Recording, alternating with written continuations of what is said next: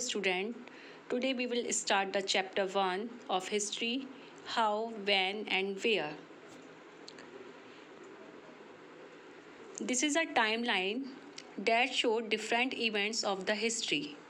That is, Colin Mackenzie was appointed Surveyor General of Madras Presidency in 1810, but these posts were abolished in 1815, and Mackenzie was made the first Surveyor General of India.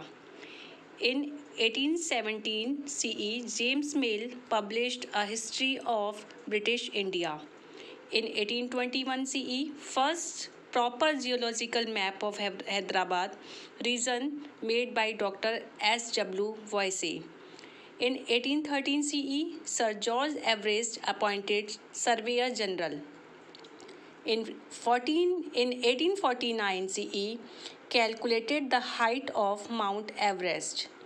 In 1851 CE, established the Geological Survey of India.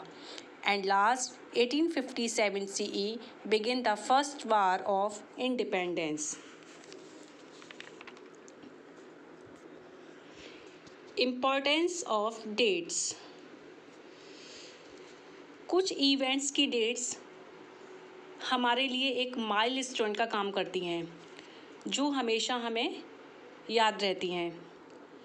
They help us understand the trends of developments with in a time frame. कुछ ऐसे event हैं जो काफ़ी long period तक रहे हैं. इनके long impact के कारण ही ये इवेंट्स लैंडमार्क का काम करते हैं. For example, the year of 1857 is a landmark in Indian history. न केवल 1857 को फर्स्ट वर्ल्ड वार के लिए, बल्कि ये ईयर ईस्ट इंडिया कंपनी के रूल के एंड के लिए भी जाना जाता है. डेट्स का इम्पोर्टेंस उस पहलू पर डिपेंड करता है जिससे हिस्ट्री की स्टडी की जा सकती है. The date of birth, death, wars, administrative actions, ये सभी एक पॉलिटिकल हिस्टोरियन के लिए काफ़ी इम्पॉर्टेंट है. फॉर एग्ज़ाम्पल, अगर हमसे कोई ये पूछता है कि इंडिपेंडेंस डे कब मनाया जाता है, तो हमारा सीधा आंसर निकल कर आता है 15 अगस्त 1947. इससे हमारे माइंड में सबसे पहले ये बात क्लिक होती है कि हम आज़ाद कब हुए थे. Then reply 1947. ये एग्ज़ाम्पल हमें डेट्स की इम्पोर्टेंस बताता है. नेक्स्ट हम पढ़ेंगे periodisation in history. Periodisation is the division of history into broad time period. 1817 में जेम्स मिल्स, जो कि एक स्कॉटिश फिलोसफर थे, इन्होंने एक book history of British India publish की थी. इसमें उन्होंने इंडियन हिस्ट्री को 3 ब्रॉड कैटेगरीज में डिवाइड किया है. उन्होंने एंशियंट पीरियड को हिंदू पीरियड कहा है, because of large part of India was then under the Hindu rulers, क्योंकि उस समय इंडिया हिंदू रूलर्स के अंडर में था. इसी तरह उन्होंने मिडेवल पीरियड को मुस्लिम पीरियड कहा है और मॉडर्न पीरियड को ब्रिटिश पीरियड कहा है. उन्होंने सोचा कि सभी एशियन सोसाइटी यूरोप के कंपैरिजन में लोअर लेवल पर हैं. Mill felt that only British rule could civilize India. Mill को महसूस हुआ कि ओनली ब्रिटिश रूल ही इंडिया को सिविलाइज बना सकता है या उसको सभ्य बना सकता है. इसलिए ब्रिटिश को इंडिया की सभी टेरिटरी को जीतना चाहिए.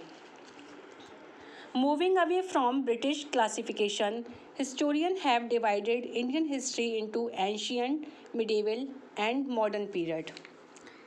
It is a periodisation. यह वह पीरियड है जो वेस्ट से बोरो किया गया है, जहाँ पर modern period industrialisation, scientific progress and urbanisation से एसोसिएट था. But modern period of Indian history start with the death of Aurangzeb in 1707. Colonisation. What is colonisation? British जब भारत में ट्रेड करने आए तो उन्होंने वहाँ के इंडियन रूलर्स को डिफीट करने के बाद अपना रूल इस्टेब्लिश कर लिया। ब्रिटिशर्स इंडियन को एक्सप्लॉइट करते थे। They collected revenue to meet all their expenses, force to cultivator to produce crops. India की इकनॉमी पूरी तरीके से ब्रिटिशर के कंट्रोल में आ गई थी। ब्रिटिशर्स इंडिया के कस्टम, प्रैक्टिस, रिचुअल्स, इन सब को चेंज कर दिया था ब्रिटिशर्स ने। So we can say when the subjugation of one country by another leads to these kind of political, social, economic and cultural changes, we refer to the process called colonization. Source materials. The history of the modern period is derived from many sources. There are two types of sources, primary and secondary sources. Primary sources or original sources. Primary sources provide direct evidence about an event. For example, document, manuscript, letter, photograph, speech, interviews of important personalities, etc. And secondary sources, these sources help us to reconstruct history. They include books, magazines, reviews, written record, etc.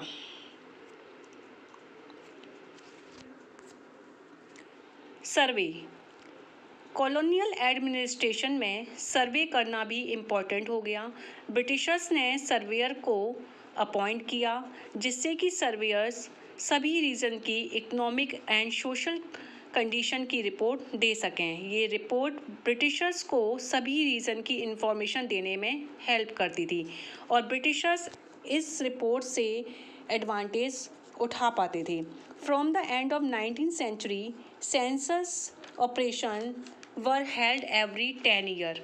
Census operation में all India के province में जितने भी members हैं उनका record रखा जाता था। इसके अलावा और भी सर्वे हुए like archaeological survey, anthropological survey and forest survey etcetera. In 1815 में कॉलिन मैकेंजी को फर्स्ट सर्वेयर जनरल अपॉइंट किया गया। सर जॉर्ज एवरेस्ट को 1813 में सर्वेयर अपॉइंट किया गया। इन 1849 माउंट एवरेस्ट की हाइट को कैलकुलेट किया गया। Mapping. The map of Hyderabad region made by doctor S.W. Voysey in 1821। ये पहला प्रॉपर जियोलॉजिकल मैप था जो इंडिया में बनाया गया था। 1851 में इंडिया में जियोलॉजिकल सर्वे किया गया। ये सर्वे हिमालय रेंज से शुरू हुआ और रावी और गंगा रिवर के बीच हिमालय जियोलॉजी की फाउंडेशन रखी गई। ब्रिटिशर्स ने भी कुछ कोस्टल एरिया के मैप सेटअप किए। The Britishers set up the marine survey department for this purpose. इन्होंने town, cities, villages, rivers, bridge इन सभी के मैप बनाए। Literacy sources. With the invention of printing press then was great growth in the production of books, newspaper, magazine. इनमें कुछ biographies थी गांधी जी की जो कि विलियम शायरर ने लिखी थी जो डांडी मार्च के दौरान उनके साथ हुई थी। वसुंधरा देवी ऐसी पहली वुमेन थी जिन्होंने अपनी ऑटोबायोग्राफी बंगाली में लिखी थी। National museum. National museum situated in new Delhi. ये एक म्यूजियम एक ऐसा प्लेस होता है जहाँ पर coins, paintings, jewellery, weapons and other artifacts preserved हैं। The Salar Jung museum in Hyderabad is a royal treat with a collection of 40,000 art objects. National archive. There are many documents available for the period under study. Archive is a collection of historical document or record providing information about a place, institution or group of people. Archive का means होता है collection. यहाँ पर government के old document, diary, old books, legal acts, इन सबको preserve रखा गया है. The place that was set up for housing the government document, diaries, letters, firmans and old books is the National Archive of India. Now we finish the chapter. Thank you so much.